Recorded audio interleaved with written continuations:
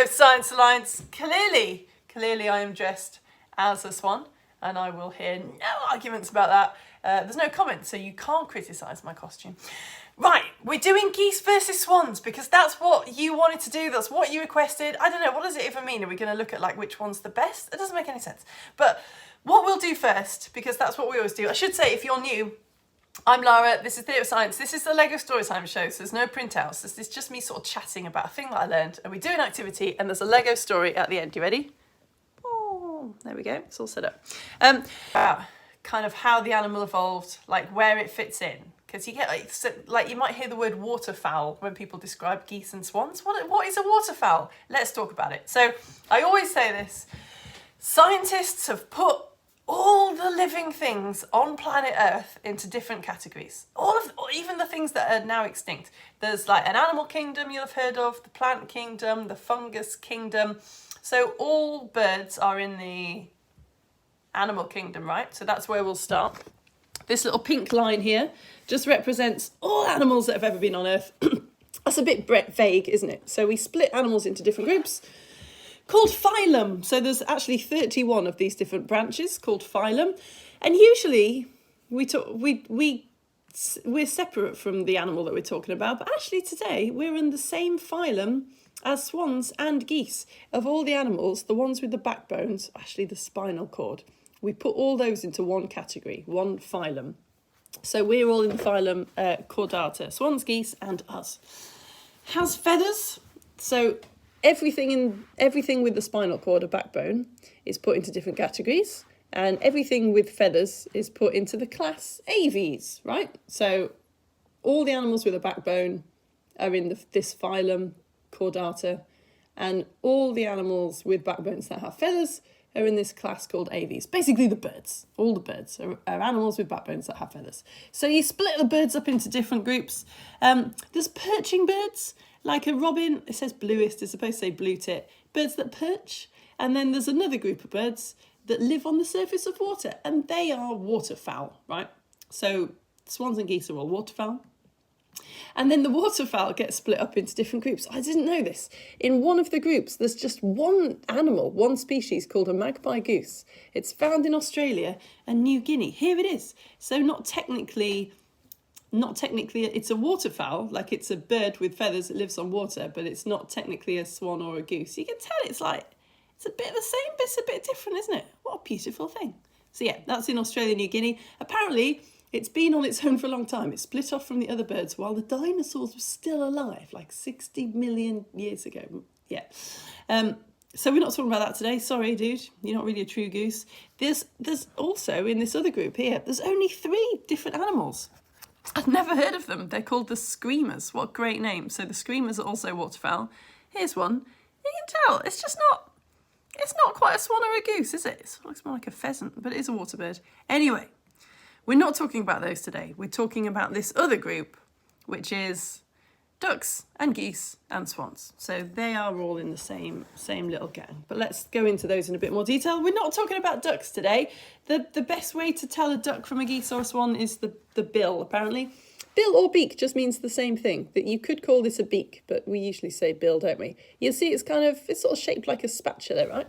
It turns out, I think the best way to think about it is, you know how if you were faced with like a massive buffet of food, you would use different things for different foods. So if you really wanted to eat like sushi, you might get some chopsticks. Or if you really wanted to eat the soup, you might get a spoon. If you really wanted to eat, I don't know, the sausage roll, you'd use your hands. It's kind of like the same with birds. So wherever they've evolved to be, whatever food they've got available has very much sort of their beak or bill, whatever, has changed to suit eating that kind of food. So a lot of ducks scoop up water and then filter out what they want from the water. So most of them, if not all of them, have got this kind of like scoopy beak. Whereas geese and swans are different, which, you know, if you've ever seen one, they've sort of got a bit more of a pecky beak, haven't they? Other big differences, So the big difference between a swan and a goose is I've put here. They're bigger, they're more territorial, they tend to be loners as well. So before we do the activity, let's just talk about some of the different kinds. This is the biggest, it's a terrible photo. This is the trumpeter swan, which is the biggest waterfowl in the world. So swans are bigger than geese anyway, and this is the biggest swan.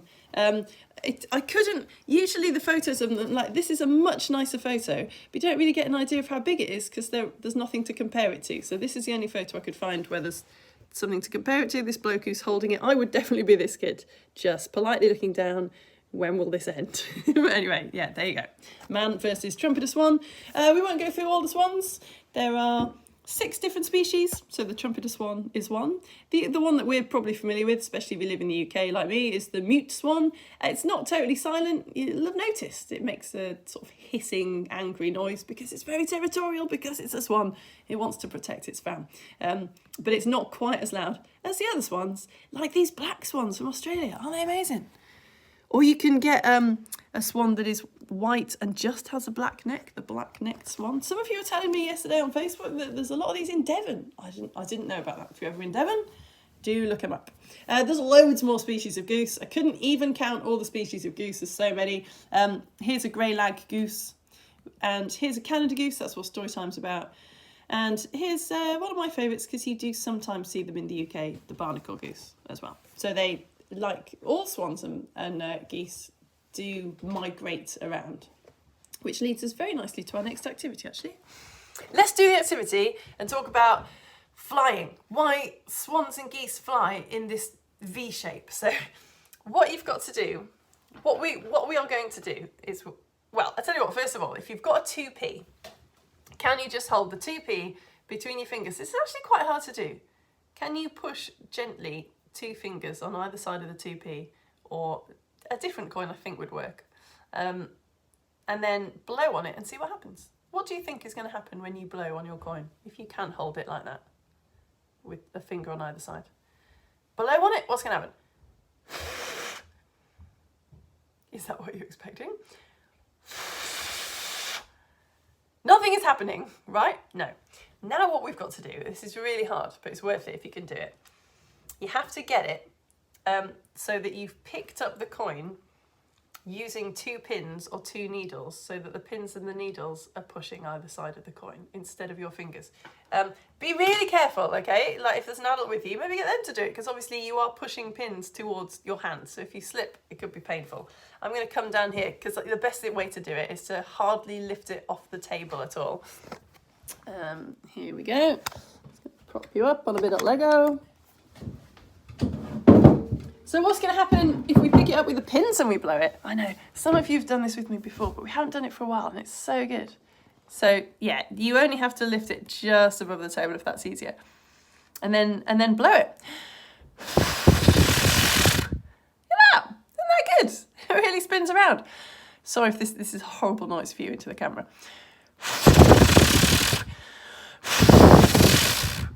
Oh, that was a good one. It's good, isn't it? So some of you might just want to do that for like another half an hour while I chat about geese and swans. Right.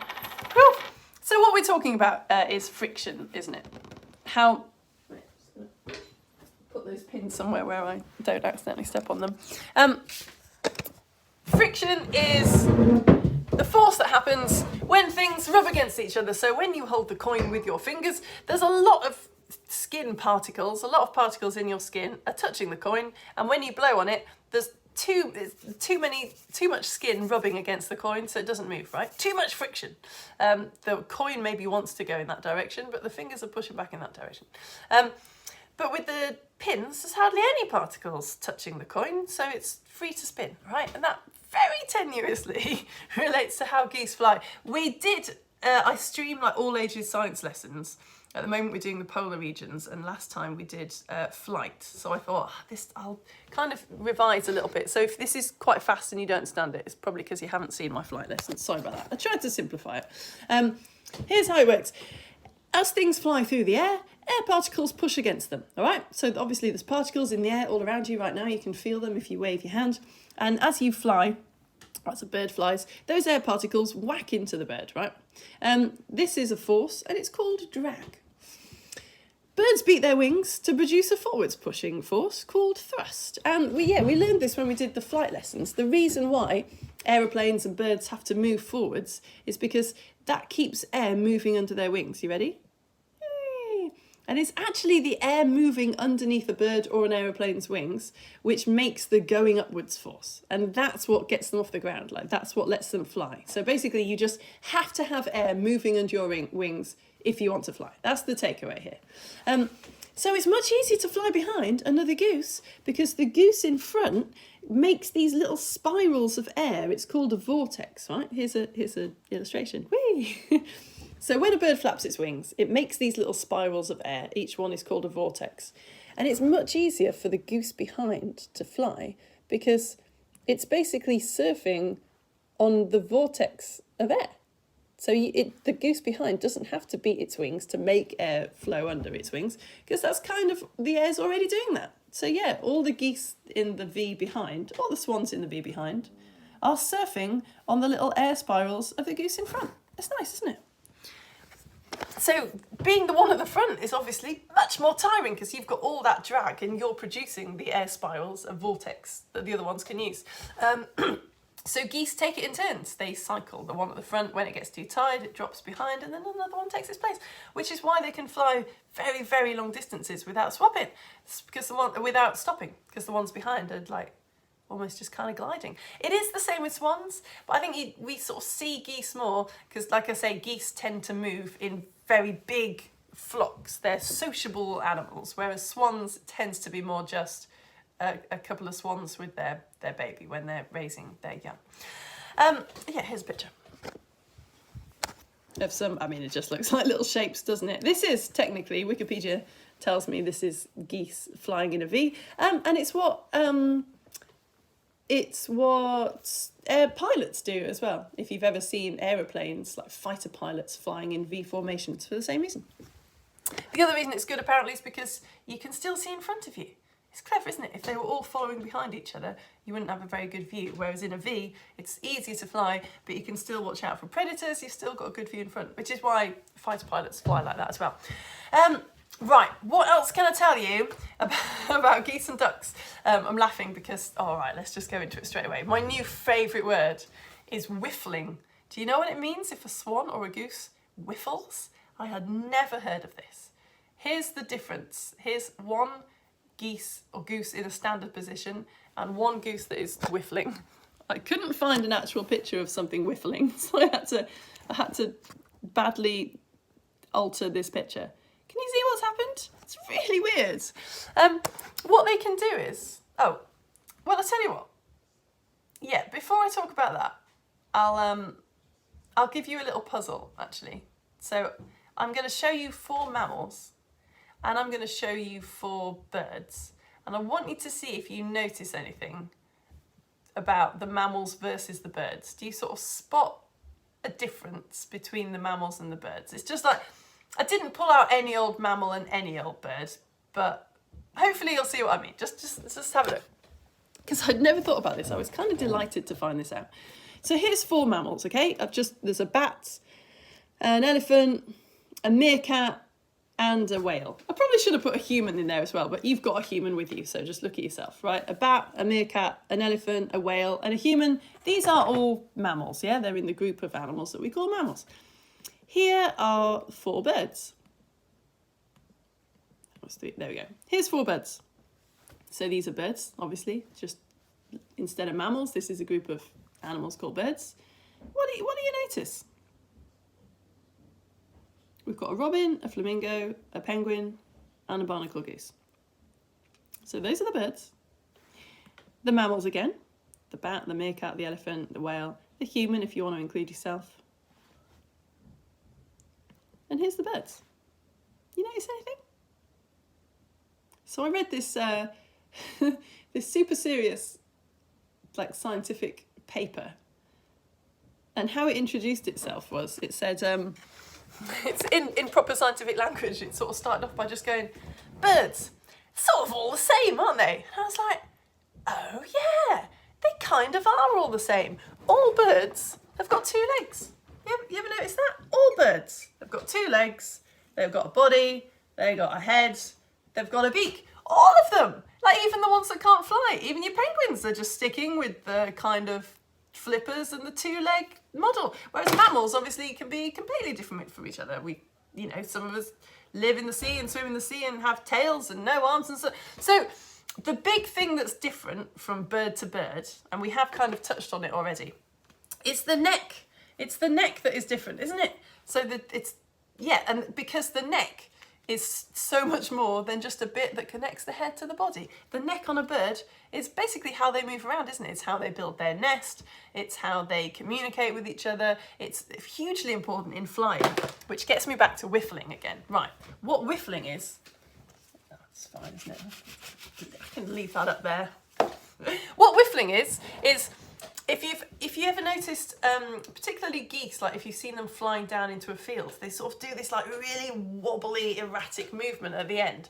Sometimes, and you have to watch out for this now, apparently they keep their neck and their head in exactly the same upright position, but their entire body flips over, so their wings are upside down. That's whiffling. Swans can do it as well. I read that one of the reasons they do it is because obviously if their wings are upside down, then they suddenly drop really quickly. And that's quite helpful if, for example, they're flying over a place where they've learned that they might be shot at. Then instead of going down really slowly like that in a long line where they could easily be killed, they sort of do a quick whiffle so that they fall, so that they get onto the ground faster. I don't know if that's what it is. But anyway, yeah, that's what whiffling is. So happy about that.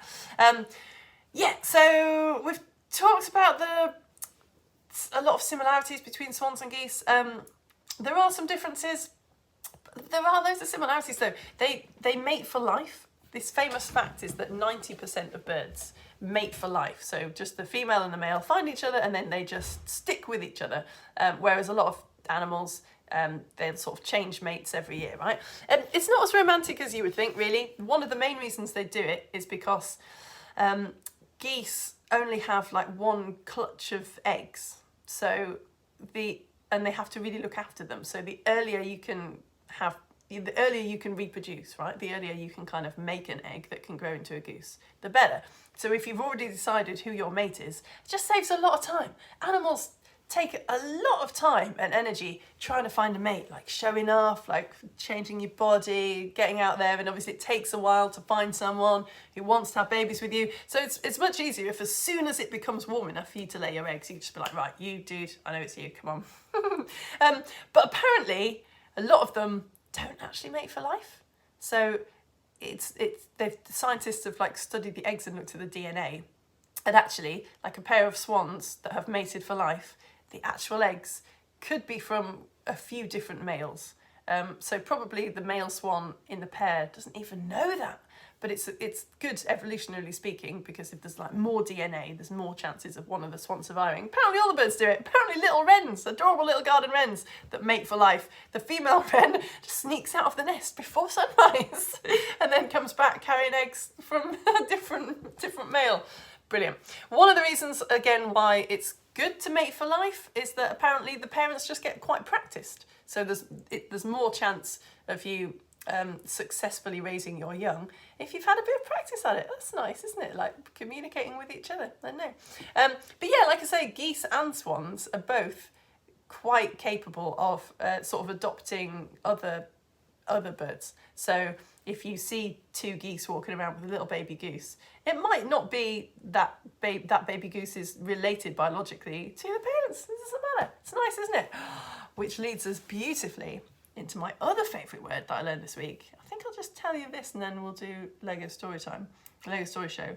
Have you heard of a swoosh? A swoosh. Yep, it's exactly what you think it is. It's when a goose and a swan have a baby. It's incredibly rare. There's hardly any photos. This photo that I'm about to show you is very nearly 100 years old, and I just think I'm going to get away with it. But yeah, it can happen. It's called a hybrid. A lot of hybrids, they can't then go on to have babies. So I don't think there's ever been enough swoosh, because that's what you call more than one. I don't think there's ever been enough swoosh that two of them have had babies, and like, yeah, it doesn't really work like that, I don't think. But they have existed. Here's a photo. Unfortunately, it's black and white, so it's not... Don't know if you can really tell, but yeah, that is a swoosh, or I think it's the same swoosh. They're not Swiss. There we go. So you can see actually, it's kind of got the neck of a swan, right? So generally swans' necks are much longer, and goose necks tend to be a bit sturdier.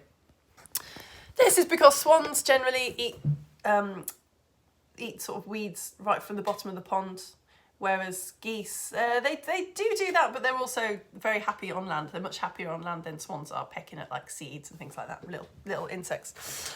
Yeah, so that's your swoosh. Is that everything that I wanted to say? I think so. Yeah, so it struck me that the story of the ugly duckling, where this duck is born, but it doesn't look like the same as the other ducks, and they all bully it, and finally it meets some geese, some swans, and it turns out it's a swan and it flies away and it's happy. That is not scientifically accurate. What would happen in the ugly duckling was that a swan would be born to two duck parents, and the ducks would probably just be like, oh dude, welcome, clearly you're a duck, and the swan would be like, yeah, guess I'm a duck, and then it would end up breeding with the ducks, not the ducks, but like swans and geese, they get together, have a baby, doesn't matter. Sometimes it's because a swan has maybe laid an egg in a goose's nest, or vice versa, and the goose has just grown up thinking that it's a swan, and the swans are happy with that, so the goose ends up having babies with another swan.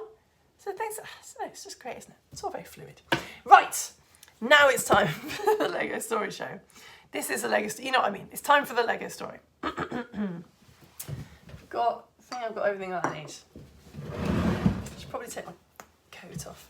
Well, I'm just going to snag things. Yeah, okay. Oh, I should say, there is quite a lot of talking about guns in this Lego story show. Sorry, if you really don't like that. Nothing actually gets shot. In fact, we're talking about how that's very difficult to be able to shoot a goose. So you won't see anything like that, but just if you've got adults who don't like the idea of guns, because guns are horrible. Anyway, sorry, it's a bit late now, isn't it? If an adult's just like, right, we're turning this off, you might be like, I just sat through 20 minutes of stuff about Swiss. Let's hear the Lego story. Anyway, yeah, sorry, should say that. Okay. A trick question for you. Where in the world do Canada geese come from?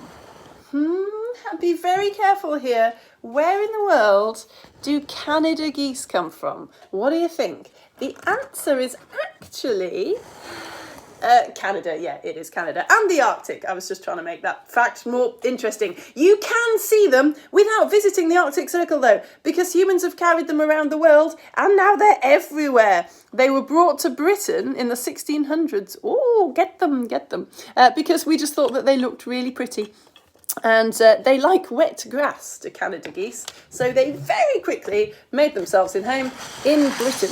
English Heritage, who look after all the awesome castles and stuff, they've actually sent a letter round to all their properties advising them on how to deal with the Canada goose situation. Goose poo, they say, can make the place look bad, for a start. You ready? And it makes the paths really slippy.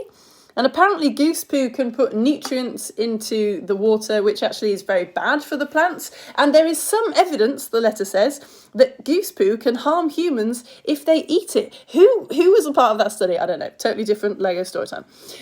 So what is the solution? Well, geese like to eat grass while they can see water. So apparently, if you block their view of the water, then they don't feel safe, and that can discourage them from being in that place. But for English Heritage, this is quite difficult, You can't just plant a hedge across Stonehenge. Like, nobody's loving that look. A person with a licence is allowed to shoot geese in the UK at certain times of the year, so that is an option. Although the sorts of people who like castles are generally the sorts of people who like geese as well, so the letter does say things could get a little bit emotional if English Heritage properties choose that route. London parks, though, they have reduced their Canada geese populations, and they have found that a lot of different water birds have started visiting, and the water quality has improved. So it's a very difficult situation, and obviously Canada geese are not native to Britain. You could say they're not supposed to be here. This is something for you to debate with your family later on. Maybe, though, England should just be grateful that it does have options available to it. In 1905, someone took 50 Canada geese to New Zealand, really trying not to do the accent as usual, thinking that they would be fun to hunt.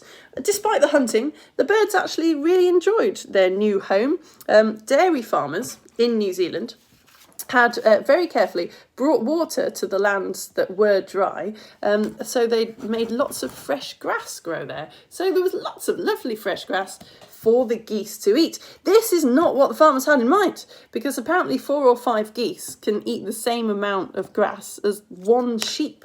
So the farmers ended up losing a lot of money because their animals' food just went into the stomachs of these unwanted guests. Plus, goose poo was playing havoc with the parks, and there were worries that flocks of them could crash into aeroplanes. So the job of controlling the geese population in New Zealand went to an organisation called the Fish and Game Council. They were supposed to keep goose numbers under control. When they thought that there were too many geese, they would call in hunters, professional hunters, and these hunters would shoot some of the geese. And the hunters enjoyed this, so they did it for free. But by 2011, some farmers had just had enough. They were like, Fish and Game Council, you're not doing a good enough job. We think that we should be able to control the geese that are on our land ourselves. So we're going to say to the government that we should be able to kill the geese. And the government said, yeah, okay, sure. They said, Fish and Game Council, you are no longer in charge of killing the geese. Sorry. Yeah, we're just going to let the farmers sort it out themselves. And the farmers were like, hooray, yay. So you didn't need a special license to kill geese anymore. Anyone could do it. The farmers had the freedom to clear their lands. The problem very quickly emerged. Geese are really hard to kill. As the Guardian newspaper puts it, to shoot them in flight requires practice, skill, and preferably a helicopter. There is a month or so when they lose their feathers, so it's much easier to kill them for this month. The problem is this month in New Zealand just happens to fall on the month between like Christmas and New Year. So holidays in it, like no one wanted to bother to go out and kill the geese at that time. Also in this time, it's summer, isn't it, in New Zealand, in our winter, in December, so there were loads of tourists around. It's just not a good look to have people like taking pot shots over the tourists' heads. And actually the trained hunters weren't so keen on doing the hunting once everyone was allowed to have a go, because they were like, I don't want to be hiding behind my model goose trying to lure them out and have some random just taking pot shots at me. The farmers who demanded this action and said they wanted to control the geese themselves, they are starting to have regrets. They told the Guardian newspaper very recently that they wish they'd left things as they were, because the geese are now so destructive, they are like rabbits of the sky, a quote that the newspaper very sensibly decided to use as the headline. Geese, the rabbits of the sky. So I know what you're thinking, or why don't we just ask the Fish and Game Council to take on the job again? Well, now the problem is so big that no one wants to do it. How big? Yeah, we don't know, because counting the geese was also the job of the Fish and Game Council, and they're not doing it anymore. A lesson that the world is not split up into neat subjects, and you don't have to pick one. It would be super useful if more people loved biology and politics. The end.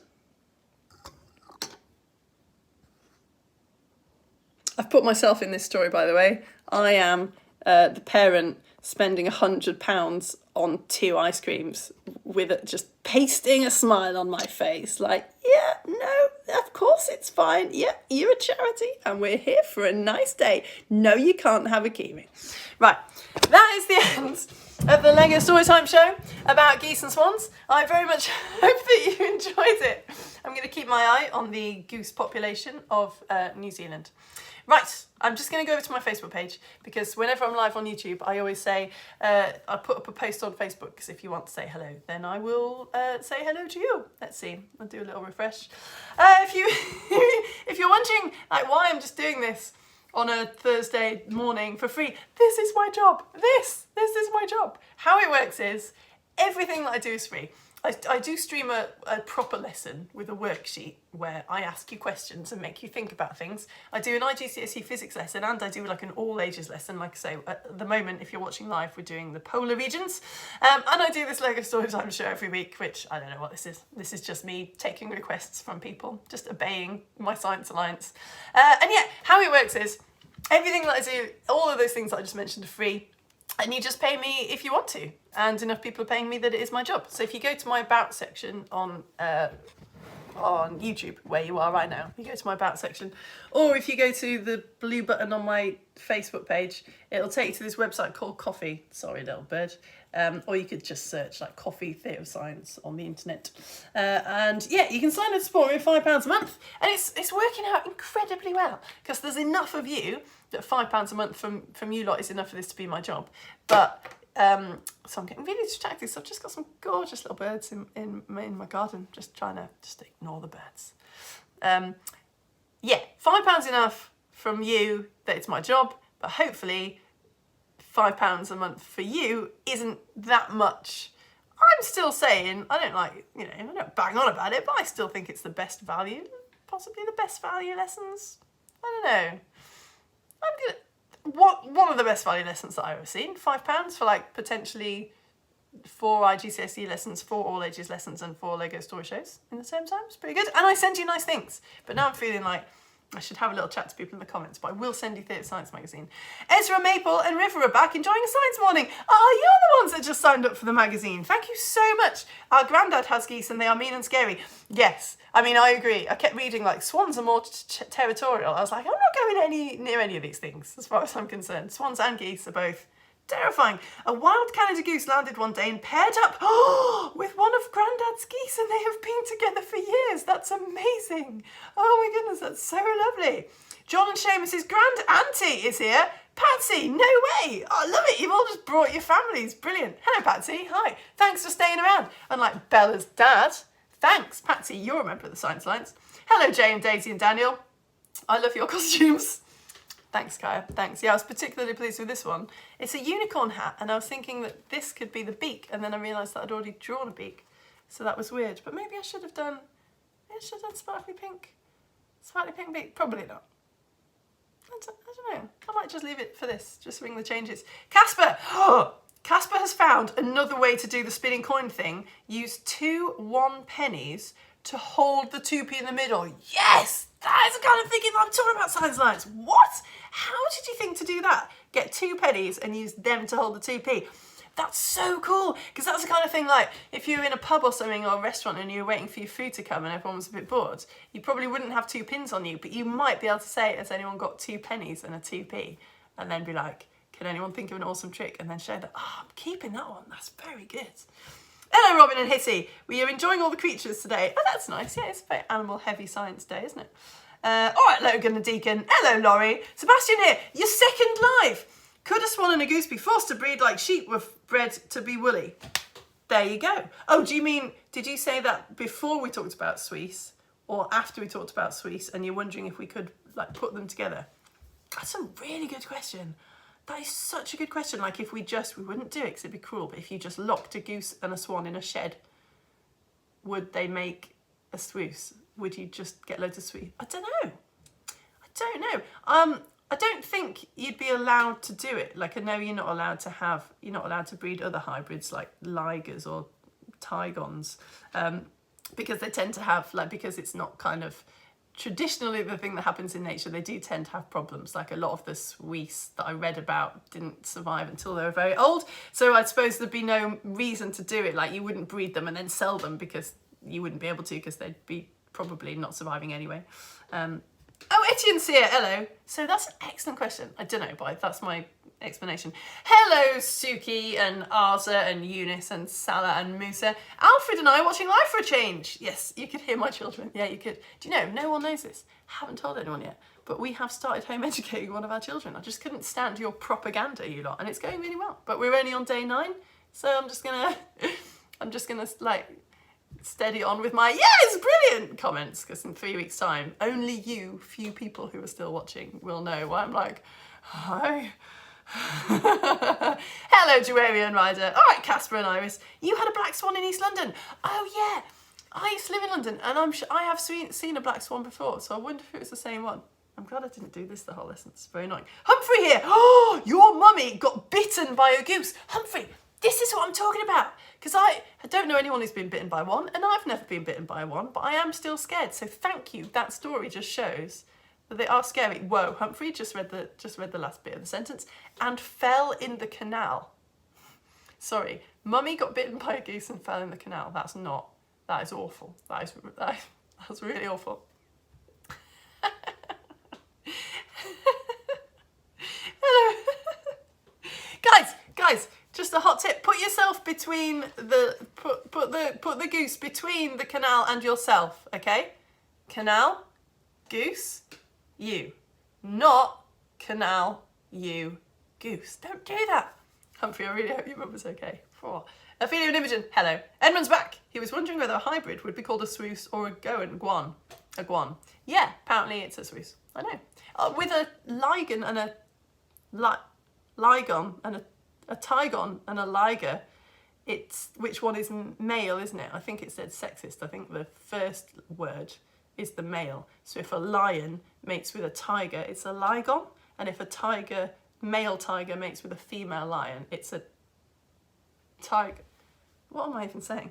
If a male lion mates with a female tiger, it's a liger, right? Male lion, female tiger, liger. Male tiger, female lion, tigon, which was a long way of saying, I don't know, I've never heard of a guan. I imagine people just haven't really got close enough or to maybe work out where they're males or females, I don't know. But yeah, I've only ever heard of the swoosh. A gang of swoosh. Right, I'm just refreshing to see if any of you have made any more comments. Yeah, so it's too late now. You've all disappeared. I didn't want to bang on about it, but yeah, Theatre of Science magazine looks like this. It's ever so good. You should get it. If you sign up to support me with £5 a month, you will be on the list to get Theatre of Science magazine whenever it comes out. It comes out incredibly sporadically. The only vague consolation for my incredibly patient supporters is that the longer it takes for a magazine to come, generally, like, the bigger it is. So the next issue, when it comes out, is on acids, and you're going to get a tiny bag of sweets and some bits of paper that you can test acids in your house with. This one is about sleep, and it comes with a little bag of lavender and a piece of fabric so that you can make a sleep squish to help you sleep. And it's got a beautiful choose your own adventure. How much do you know about sleep will decide whether your novel gets made into a film. It's got a lovely comic that my husband illustrates for me. It's got a origami koala bear, because koalas sleep the most of any animal, I think. Yeah, so I'm very proud of Theatre Science magazine. Thank you so much to everyone who's got it. I've had loads of people just sign up today, which is amazing. I will be posting that out to you probably now, actually. Dylan in Truro, we saw a Oh, Dylan in Truro has seen a taxidermied swoosh. Hold the phone in Falmouth Maritime Museum, in Victor Wynn's Curiosity Museum. Dylan, this comment is making me think I need to start cataloguing things. People just make these amazing comments and I don't write it down. When I'm in Falmouth, I need to go to Victor Wynn's Curiosity Museum. It's bigger than a swan. What? What? Falmouth Maritime Museum, Victor Wynn's Curiosity Museum. There's a swoosh. Wait, I'm just going to Google this so that we can all remember this information. Because how annoyed would you be if you'd been to Falmouth and you didn't see this? Here it is. It's on Facebook. There's a Facebook post. I don't know when it was written. Victor Wynn has just bought a famous swoosh. Oh, whoa, no way. There's a whole Guardian article. Victor Wynn's talking. I was offered a mummified arm, but... Okay, wait. Whoa. Let's have a look at this. Oh. Victor Wynn, I was offered a mummified arm, but I didn't have 2,000 euros on me. How? Oh, this is just a trip. Oh wait, this is in East London. Oh, Victor Wynd in his Museum of Curiosities, Fine Arts and Unnatural History in East London. Of course it's in East London. Here we go. I think I can show you this. So this is the Guardian article this is 2020, so I don't know whether he's moved to East London or from East London. What on earth? He's got a lock of Elvis's hair. the skull of a hippo and a stuffed swoose. Oh, guys, if we ever do a field trip. Wow, that's amazing. Okay, brilliant. Right, well, we all need to go and look at that. That's Peter Wind. Victor Wind, sorry, Victor Wind. Victor Wind, just spelling his name, I suppose, as you would expect, in a way that we would not, you would not expect it to be spelled in English. There we go, Victor Wind. Look him up. Oh, come on, that's so cool. All right, sorry, I got horribly distracted. And you've been there. Oh, well, now I'm jealous. Dylan, it's bigger than a swan. Hello, Kai. Excited to hear your home editing? Yeah, I know, right? Yeah, I am very excited as well. Yeah. Good morning. Just found this. I commented on the wrong one. Oh, sorry. Hello, Freya. It's all right. It still pleases the Facebook algorithm wherever you write anything. Oh, yeah, that's Casper's. Casper and Iris spent the whole lesson trying to spin the coin. Iris finally did it with pins. Casper did it with the other coins. Amazing. Right. Brilliant. Okay, and then Laurie, I'm back to your comment. Right. Okay, good. No news on Humphrey's mum. We're just assuming that Humphrey's mummy was okay. I'll feel really bad about laughing if she wasn't. Right, you lot. Well, I'm going to go and start planning all of next week's things. So this was my last lesson of the week. So next week we're doing Animals of Antarctica in all ages, aren't we? And the Lego Story Show, I don't know actually. Yeah, I haven't got a clue. Sorry, but you know. You're very patient, aren't you? You'll find out next week. I'll see you all very soon. Have a lovely weekend. And yeah, thanks for all your support. Bye.